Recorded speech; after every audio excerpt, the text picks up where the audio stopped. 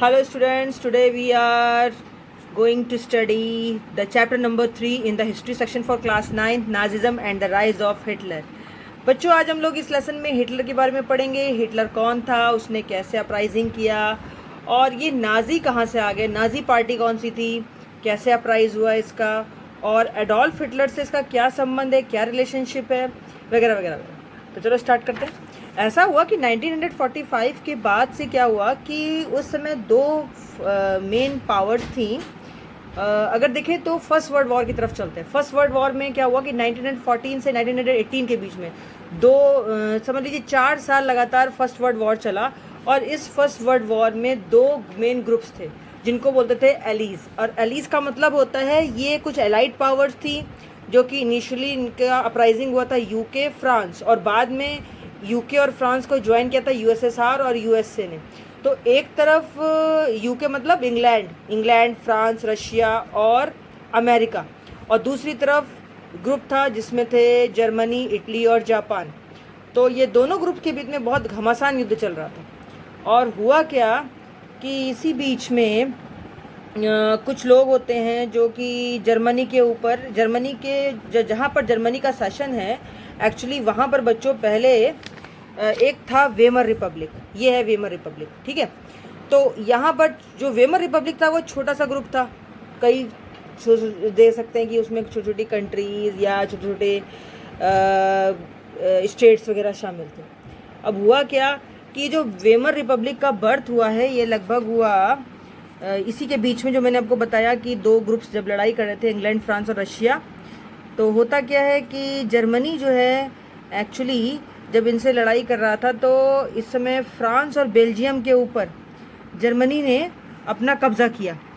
और इसी समय 1917 की बात है कि एलीज ने अपना जो है अपने आप को पावरफुल किया और जर्मनी को डिफ़ीट किया। तो उस समय जो सेंट्रल पावर थी वो नवंबर 1918 में किसके हाथ में आ गई थी? वो एक्चुअली जो सेंट्रल पावर थी वो यहाँ पर हाथ में आई इंग्लैंड, फ्रांस और रशिया के हाथ में। लेकिन जर्मनी में क्या हुआ कि जो जर्मनी था वो इस लड़ाई से बहुत कह सकते हैं कि बहुत परेशान हो गया।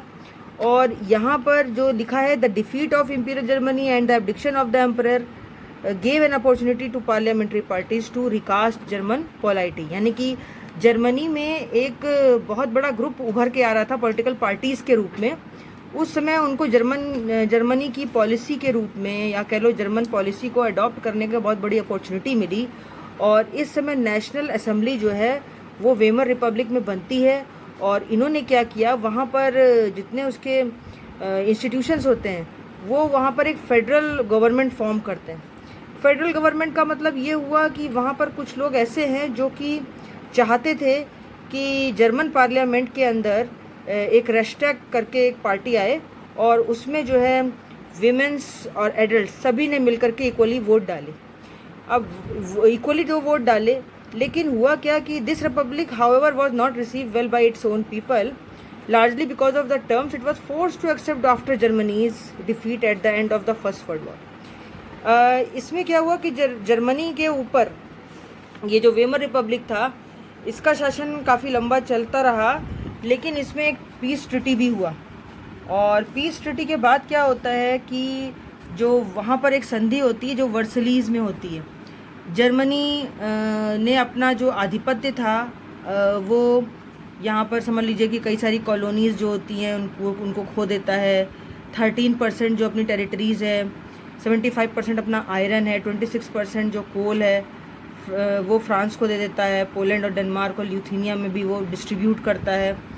जो एलाइड पावर होती हैं वो जर्मनी की जितनी भी मिलिट्रियल पावर होती है उनको डीमिलिटराइज्ड कर देता है और जर्मनी को वीकेंड बना देता है, कमज़ोर कर देता है धीरे धीरे।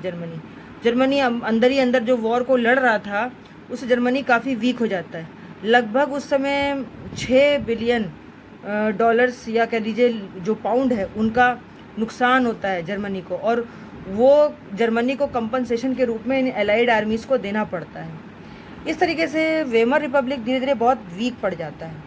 यहाँ पर कई टाइप की जब फर्स्ट वर्ल्ड वॉर होती है तो इसमें यूरोपियन सोसाइटी में ऐसा होता है ना कि जो जर्मनी है उसको बहुत ज़्यादा लड़ाइयाँ झेलनी पड़ती। जर्मनी लड़ाई झेलते झेलते ये समझ लीजिए कि वहाँ पर एक वॉर क्राइसिस आ जाती है। इतनी ज़्यादा वॉर क्राइसिस हो जाती है कि वहाँ का जो कॉइन है, जिसको हम लोग मार्क बोलते हैं, उसकी वैल्यू एकदम से बहुत घट जाती है। इतनी घट जाती है कि ये समझ लीजिए कि अगर वहाँ एक लोफ ऑफ ब्रेड को ख़रीदना हो तो इंसान सूटकेस भर के मार्क कॉइन देता था, तब जाके उसको एक ब्रेड का लोफ मिलता था। इतनी ज़्यादा वहाँ पर महंगाई बढ़ चुकी थी और आर्थिक मंदी आ गई थी, जिसको बोलते हैं इकोनॉमिकल क्राइसिस। और इस इकोनॉमिकल क्राइसिस से लगातार वेमर रिपब्लिक, या कह लीजिए वेमर रिपब्लिक जो कहा था जर्मनी में था, वो इस प्रॉब्लम को फेस कर रहा था। अब धीरे धीरे क्या होता है कि वहाँ पर वेमर रिपब्लिक में जो स्पार्टिस्ट लोग होते हैं, जो स्पार्टा से एक्चुअली आए होते हैं, ग्रीस से बिलोंग करते हैं जनरली लोग, ये कम्युनिस्ट पार्टी बनाते हैं जर्मनी में। और ये कम्युनिस्ट पार्टी के साथ साथ कुछ सोशलिस्ट लोग होते हैं, वो आके मिल जाते हैं।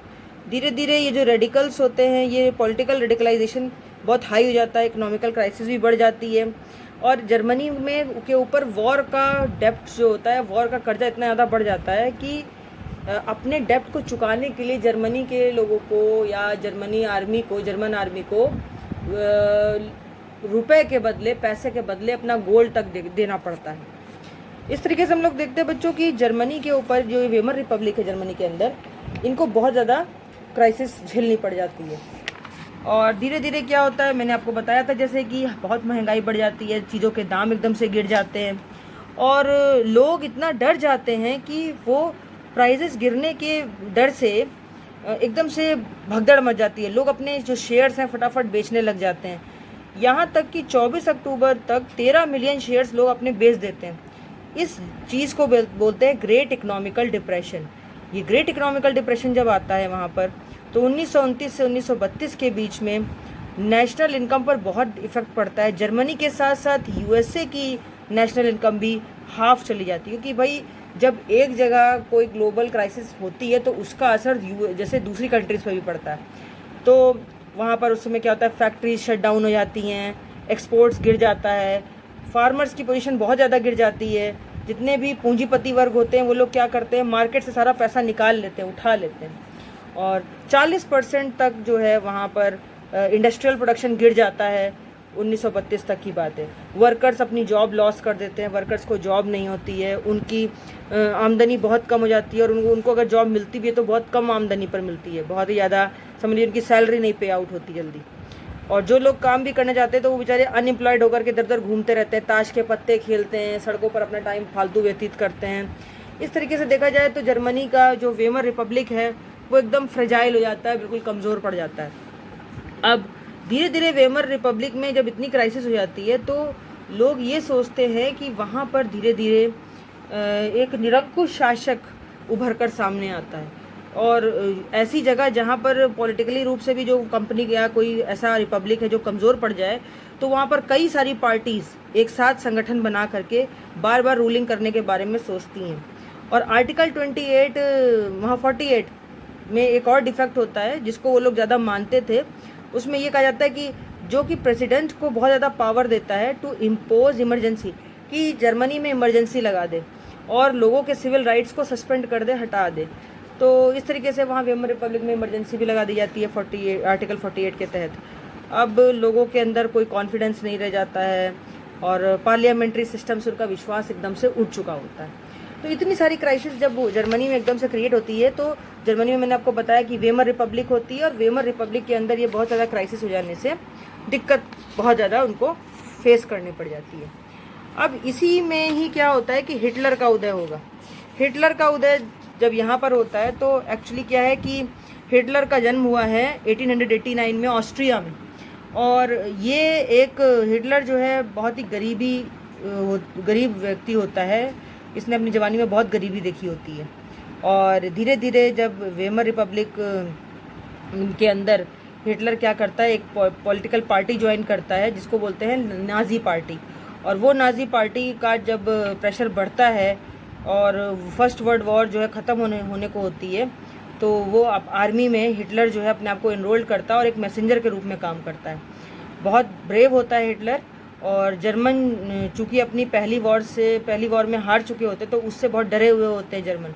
और वर्सलीज़ की ट्रिटी से और ज़्यादा डर जाते हैं, क्योंकि वर्सलीज़ में जो ट्रिटी हुई थी उसमें जर्मन्स को बिल्कुल ही सारा उनसे जो भी उनका क्या कहते हैं कि जो अधिकार था वो सब छीन लिया था एलाइड पावर पार्टी में। जैसे जो फ्रांस, यूके और यूएसए के लोग थे, उनकी पार्टियाँ थी, उन्होंने उनका सारा अधिकार छीना था। तो 1919 में एक स्मॉल ग्रुप बनाता है हिटलर, जो जिसका नाम रखता है वो जर्मन वर्कर्स पार्टी।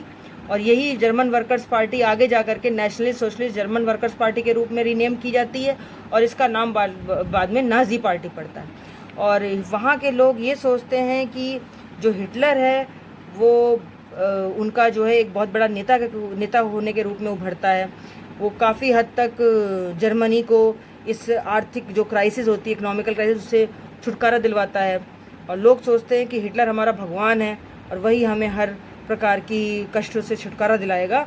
और इसी के क्रम के रूप में हिटलर का उदय एक नाजी पार्टी के बहुत बड़े लीडर के रूप में होता है। अब कैसे होता है इसके बारे में मैं अगली वीडियो में बताऊंगी। तब तक के लिए please you will well understand with this lesson to speak to read this video again and again, to watch this video again and again. आप तब तक इसके पहले की कंडीशंस को पढ़ने के लिए बार बार इस वीडियो को देखिए, ताकि आपको इसके पहले की सारी कंडीशन समझ में आ जाएं। तभी आपको मैं हिटलर के बारे में आगे और कहानी बताऊंगी, तब जाके आपको समझ में आएगा कि हुआ क्या था एक्चुअली। ठीक है, तो अब इसके आगे नेक्स्ट वीडियो में पढ़ेंगे बच्चों, पार्ट 2 में। अभी मैंने पार्ट 1 बनाया। तब तक के लिए I hope that you will well understand with this lesson, and keep watching, share and like my videos too. Till then, bye.